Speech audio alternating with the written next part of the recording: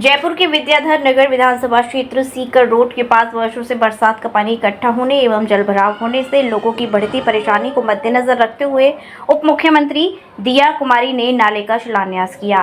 बताया जाता है कि इस इलाके में बरसात का पानी इकट्ठा होने से मेन सड़क मार्ग पर बरसात के पानी से जलभराव होता था। पानी लोगों के घरों में घुस जाता था और इस दौरान बरसात के मौसम में लोगों को बड़ी परेशानी होती थी। राजस्थान विधानसभा चुनाव में लोगों की एक ही बड़ी मांग थी, जिसको उप मुख्यमंत्री दिया कुमारी ने पूरा किया। यहाँ पर वार्ड पार्षदों सहित गणमान्य लोगों ने इस जनहित के कार्य को अंजाम तक पहुँचाने को उप मुख्यमंत्री दिया कुमारी का लोगों ने गर्मजोशी के साथ स्वागत किया और उनका आभार व्यक्त किया। नमस्कार। सीकर रोड पे गंदे पानी की निकासी जो है वो बहुत परेशानी का कारण बन चुकी थी और पिछली सरकार में भी लोगों ने मांग की, लेकिन वो काम पूरा नहीं हो सका। वर्तमान सरकार जो भारतीय जनता पार्टी की सरकार है और इस इलाके से जो विधायक हैं वो राज्य के उप मुख्यमंत्री हैं और लोगों की मांग के ऊपर आज उन्होंने उस पानी निकासी के लिए एक नाले के निर्माण का शिलान्यास किया है। हमारे साथ कई लोग हैं इस इलाके से और उनसे जानना चाहते हैं कि ये सब पानी की बड़ी समस्या थी। नहीं, पानी की समस्या नहीं थी साहब, मानसून से जो जल जमाव था उससे समस्या थी। पानी की तो कमी है। तो मानसून के दौरान इस क्षेत्र में 14 नंबर से मुरलीपुरा से और विश्वकर्मा से चौमू सर्किल तक ढलान होने की वजह से जिस जगह पे अपन खड़े हैं यहाँ पर लगभग 6 से लेकर के 8 फीट तक जल जमाव हो जाता था। परशुराम नगर, रतन नगर, महाराजा कॉलोनी क्षेत्र की कॉलोनियाँ और यहाँ के निवासी महीनों तक 4 से लेकर के 6 फीट पानी तक उनके घरों में भरा रहता था और एक प्रकार से अपन कह सकते हैं कि बाढ़ की स्थिति रहती थी।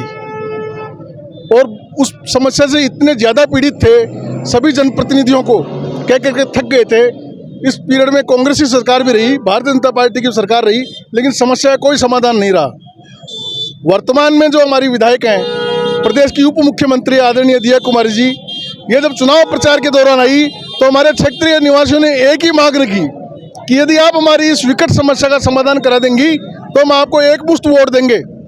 और उन्होंने अपने पूर्व विधानसभा क्षेत्र और लोकसभा क्षेत्र में किए गए कार्यों को हवाला देते हुए लोगों को ये विश्वास दिलाया कि मैं सबसे पहले और प्राथमिकता के आधार पर आपके इस कार्य को लूंगी।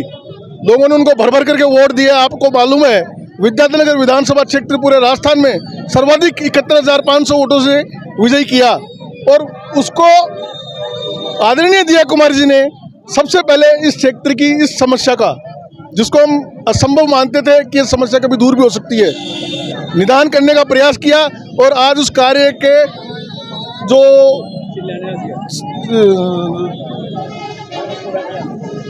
शिलान्यास हुआ है आज उस कार्य की निदान हेतु आज शिलान्यास किया है। सब आपको क्या लग रहा है कि वर्तमान जो सरकार है वो जनता के हित से जुड़े हुए मुद्दे, जैसे आपके विधायक हैं दिया कुमारी जी, उन्होंने आपकी इस बात को सुना है और भी 14 नंबर जो सड़क है आपका, जो एक पुलिया है, वहाँ पे बड़ा जाम लग जाता है, तो इस तरह की समस्या भी आप निश्चित रूप से आपने बहुत बढ़िया क्वेश्चन उठाया सर। 14 नंबर का जो जाम है इसका पूरी हमारे आदरणीय दिया कुमार जी के संज्ञान में हम ला चुके हैं और आप देखेंगे कि आने वाले 6 महीने के अंदर इस समस्या से निदान पा लिया जाएगा। फौरी राहत के लिए आपको मैं बता दूं, फौरी राहत के लिए देखिए समस्या काफ़ी दिनों से थी, काम करने की इच्छा होनी चाहिए। हमारी उप मुख्यमंत्री जी ने भारी वाहन जो सीकर रोड से आते थे, जो दिल्ली अजमेर के लिए जाते थे, उनको टोडी और माड़ा से ही बाईपास कर दिया गया है। तो अब पहले जितनी समस्या नहीं है, लेकिन ये एक टेम्परेरी राहत है। परमानेंट राहत तो अंडरपास, ओवरब्रिज और स्लिप लेन बनने से ही हो पाएगा, जिसका प्रस्ताव बन चुका है, बजट पास हो चुका है और आने वाले 4 से 6 महीने के अंदर अंदर उस पर भी कार्य चालू हो जाएगा। जहां तक आपने वर्तमान सरकार के लिए पूछा, वर्तमान सरकार जनता के प्रति पूर्ण रूप से जवाबदेह है। इसका प्रत्यक्ष प्रमाण आपने देखा है कि अभी सरकार काम करना चालू की है लोकसभा चुनाव के बाद में, क्योंकि विधानसभा चुनाव में जैसे ही सरकार आई आचार संहिता लग गई, कुछ कर नहीं पाए, लेकिन जैसे भी लोकसभा चुनाव संपन्न हो गए, आचार संहिता हटी, हमारे आदरणीय मुख्यमंत्री जी ने महिलाओं को तृतीय श्रेणी शिक्षक के भर्ती के अंदर 30% से बढ़ा करके 50% आरक्षण कर दिया। इस तरह ये सरकार हर तरह से, चाहे से महिला हो, युवा हो, बुजुर्ग हो, बिना किसी धर्म संप्रदाय के सबका साथ सबका विकास सबका प्रयास के रूप के लिए काम कर रही है।